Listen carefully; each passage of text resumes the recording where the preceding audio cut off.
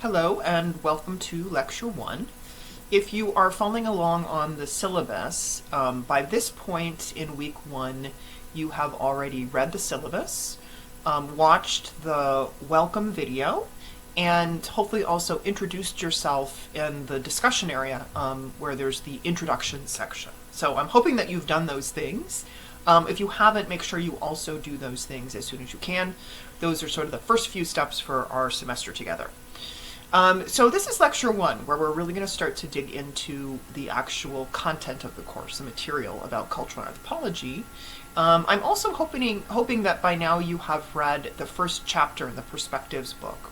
What I'm going to talk about in this lecture will complement what you've already read in that chapter and extend and expand on some of those key topics that are sort of going to set the framework for our study of the field of cultural anthropology. Okay. So without further ado, so as I said, this is a course about the field of cultural anthropology. And a phrase that often gets used about this field is that what cultural anthropology does is it serves to make the strange familiar and the familiar strange. And you'll understand better what that means over time. But the idea here is both that it provides insight and a framework for you to look at cultural worlds and cultural practices that you've never encountered before and understand them to be, in fact, similar in a lot of ways to the way that you yourself live, right? That is, it reflects our common humanity, but also makes the familiar strange. That is, it will cause you to reflect and maybe even think in different ways about your own behavior and your own cultural upbringing, because it will give you the tools to think about what you do and what you've been taught, not just as the way things are, but as a particular cultural worldview. So that is one of the sort of big overall goals for our work this semester, is to make the familiar strange and to make the strange familiar and the familiar strange. All right. So what I want to start with then is just a really quick overview of the overall field of anthropology. This course is focused on cultural anthropology. That is actually only one piece of the broader discipline of anthropology. Okay, so I wanted to let you know that, so you know, sort of to give you a map of where you are. Anthropology overall is, one way of putting it, this is how I've defined it on this slide, is it's the study of what it means to be human across space and over time. So we're interested as a whole in all the different sort of aspects of what it means to be a human being. Anthropologists pursue that study of what it means to be human through 4 subfields. Okay, so there's sort of 4 parts of anthropology that work together to provide what we hope is a holistic view of the sort of the human experience. So I've listed them here on the slide. Biological anthropology is interested in the biological elements of what it means to be human. Biological anthropologists, for example, study about human evolution, right? The origins of the species that is humankind, as well as the biological variation we see in contemporary human populations, right? There's all kinds of differences in the way that our bodies look, and the way, to some extent, in the way that our bodies operate in the world, and biological anthropologists are interested in those variations.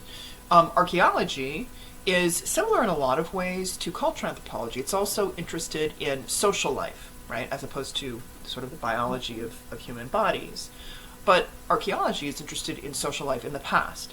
So as you probably know, archaeologists are looking through the remains, for example, the artifacts left behind by societies that no longer exist, looking to understand how people from another era lived.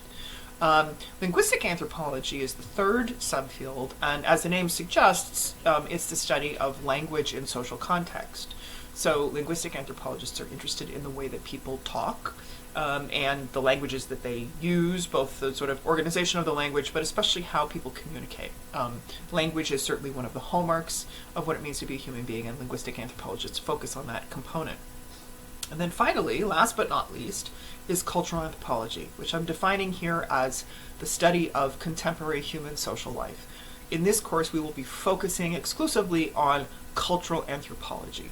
That is contemporary human beings, and what it means to be a contemporary human being living amongst other human beings, and what those collectives sort of sort out in terms of understanding the world around them and employing certain kinds of practices and ideas in the way that they engage with the world. So that is our subject, the study of contemporary human social life. Okay. So, as the name suggests, right, it's called cultural anthropology. Culture is one of our key concepts. So I want to talk a little bit, and I know the reading that you did, the chapter in Perspectives, talks quite a bit about culture. So I want to sort of add to that what you already have learned, and I want to break down some of the characteristics of this culture concept, because it is so defining of the field of cultural anthropology, and because we're going to sort of be working with this concept throughout the whole semester. That said, it's not like there's an easy definition. In fact, cultural anthropologists have been debating for more than 100 years about what culture is and what the concept of culture even means. And there have been various moments in the history of the field when people have said we should toss that concept out, it doesn't work, it doesn't make sense. So even cultural anthropologists themselves do a lot of discussing about it. So it's not the easiest concept to get hold of, but we're going to try. So, for the purposes of this moment, I want to define culture as everything that people do, feel, think, and say in the context of a particular social world. So there's two things I want you to notice about that definition. The first is that it's holistic in terms of thinking about experience, right? So it's not just the things you sort of enact, the things you do. It's also stuff that you feel internally or that you think. It's also about how you communicate to other people. So all those aspects, and grounded in a particular social context. So in other words, culture as manifest in different places in the world is going to look different, right? It's not the same everywhere. There's a commonality to the fact that all humans are cultural, but the particular form that cultural worlds take from place to place is quite variable. Okay, so that is our sort of working definition for now. I want to give you a couple of other quotes now, just to sort of keep you thinking about what culture is. The first is by an anthropologist named Reich, who said this: "To be human is to be simultaneously the recipient of millions of years of culture and to be active as a creator of culture." We're going to expand on this a little bit more, but I wanted to include this quote because I think it nicely sums up one of the key qualities of culture that I want you to understand, which is that it is patterned, right? The way that each of you thinks about and lives your life in the world is informed by the culture in which you grew up. It's informed by what you learned from your parents or guardians or community members and teachers and friends and the media around you and all those different sources of information. But that doesn't mean you're some kind of cultural robot walking around following some kind of script that was handed down to you. The fact is you're also an individual with free will, and you're somebody who can take what you've learned from your elders and from your community, and you can do something different with it. And you can, in fact, resist it or change it. Right? So you are both the bearer of culture, something that started before you, bringing something from the past into the future, and you are also an innovator, right? A creator of culture. So this dynamic between continuity and constant innovation, constant change, flux, is one of the key qualities of culture that I want us to think about. Along the same lines, and I didn't get the name on here, but this second quote is by an anthropologist named Spradley, and he says, "Cultural knowledge is not a list of rules, but, quote, a set of principles for map making and navigation." So again, along the lines of this idea that culture is something that's passed down to you, that you don't make it up, you don't start from scratch with culture, you're inheriting something in a certain way. But again, it's not a limitation. It's something that you then use in creative ways moving forward. So let me break down a few then of the characteristics of culture. First one, culture is learned.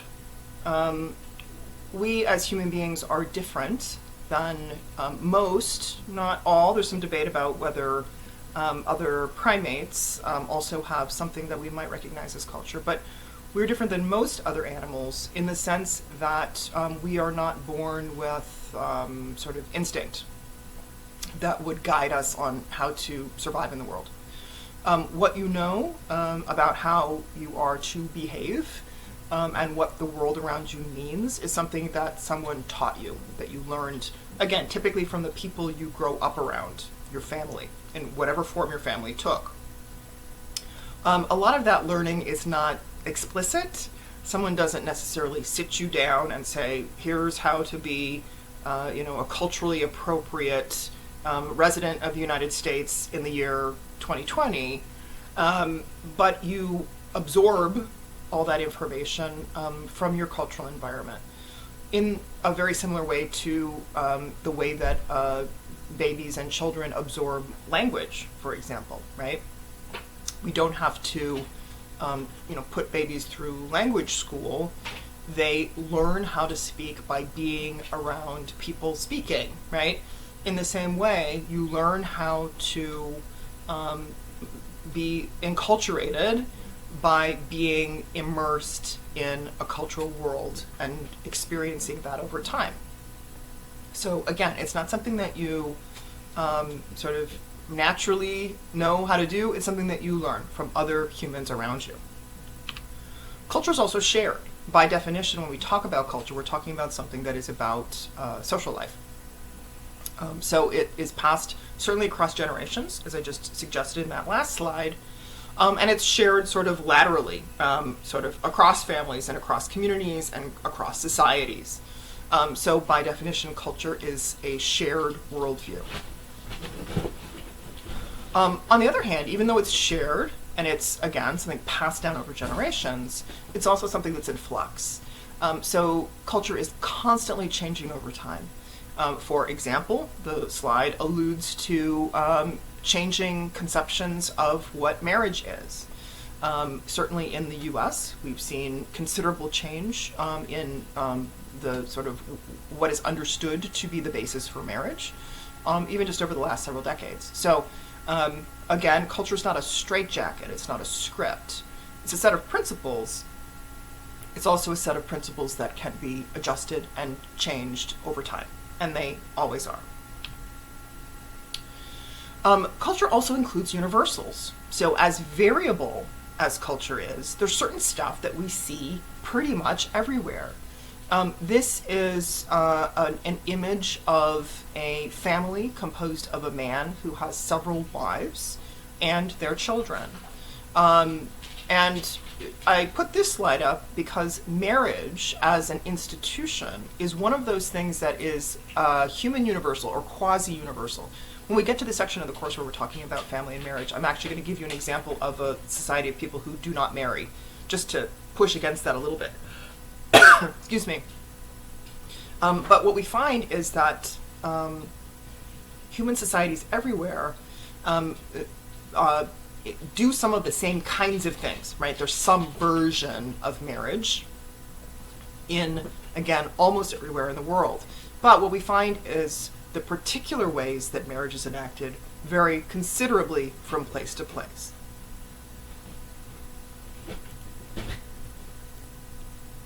Culture is also integrated.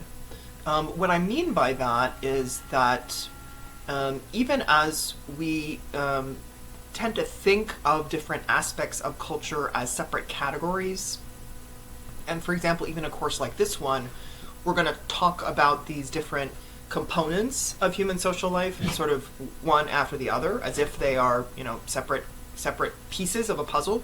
So economics versus politics versus marriage and family versus ethnic identity, etc.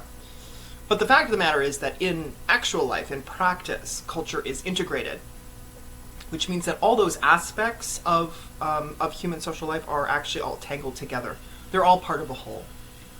So this image, for example, which you may have seen some of these posters in the last couple of years, These are created by an artist named Shepard Fairey, and they are, I would say, both a good example of politics and a good example of art, right? They're expressive culture, but they're also very much a part of contemporary political culture. Culture is also symbolic, and what I mean by that is that human culture, employs various elements that stand in for something else and that serve to allow us to communicate about things. The most obvious element of symbolic culture is language. So a sound is language is symbolic in the sense that a sound stands in for a concept or an idea. So, for example, the sound dog, which symbolizes my canine companion, of which I have a couple in the room who have been making noise while I'm making this video, is an arbitrary association of that particular sound with a concept in the world. It allows us to communicate about that element. But it's a bit arbitrary, right? So the sound that people in different places in the world associate with my canine companion is a different sound. Excuse me. Likewise, human culture employs various other symbols. The slide, for example, alludes to the U.S. flag as a symbolic element. It certainly stands for or alludes to the nation of the United States, and we find that things like flags are used the world over to call up not only ideas about political entities like the nation state, but ideas of patriotism and civic engagement.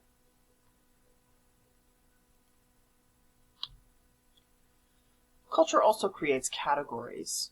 What I've included here is the one component of the U.S. Census form. It's the question that asks about race, racial identity. There are those dogs again. Sorry. Working from home. And we're going to talk about the census a bit more later in the course, but one of the things you'll find if you look at census forms over time is that they always ask about racial and ethnic identity. So they're sort of consistent. But one of the things you'll also find is that the exact categories that are included in those questions change over time. And I think we've all had the experience of needing to check a box on a form like this one. So this is an example of the ways that cultural frameworks create categories. So racial and ethnic identity is a sort of human construct for thinking about who people are. And things like the census form are mechanisms for creating those categories amongst people. Culture is also used creatively. I've talked about this a bit already in this lecture.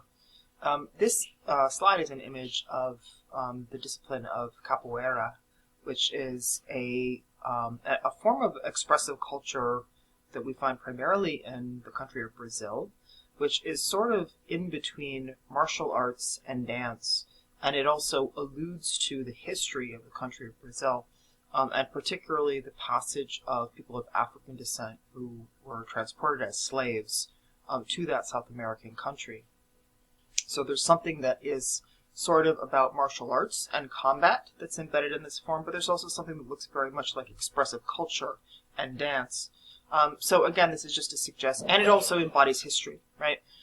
So there's something about this form that I think very much encapsulates that notion of human culture as being a sort of creative endeavor. Culture is also partly unconscious. What I mean by that is that because we are all immersed in our own cultural world, there's certain elements of what we do that we come to take for granted, that we don't even recognize as such. Something like greeting practices, what you do when you first meet someone, how close to them you stand, whether you make bodily contact, whether you don't, acts of culture that you are sort of, again, taught from a young age and that are reinforced over time. You cease to think of them as something other than just the norm, just the way things are done. This slide, again, alludes to that particular issue of greeting people, etc., that that is universal in the sense that we do it everywhere, but that is specific to place and time. If you've ever traveled somewhere where people either stand closer or farther apart when they talk to one another, you'll notice that feeling of something being different. That speaks to the fact that there's a partially unconscious cultural. So I want to end with a couple of other important concepts for cultural anthropology. So we talked about culture quite a bit now. Another key concept is cultural relativism. Cultural relativism, in the context of the field of cultural anthropology, means trying to understand cultural practices, worldviews different than your own, in their own framework, from their own perspective. Okay? So it means, for example, if you encounter a cultural practice different than what you are used to, you will start by suspending your own cultural worldview, your own judgments or assumptions, and will instead try to understand that cultural practice from the perspective of the people who consider that the norm. Okay? So that is both a sort of concept for scholarly analysis, for the study of cultural anthropology, and it's also, frankly, a way of thinking about engaging with other people in the world. This is one of the reasons that I think cultural anthropology is really relevant to all of us.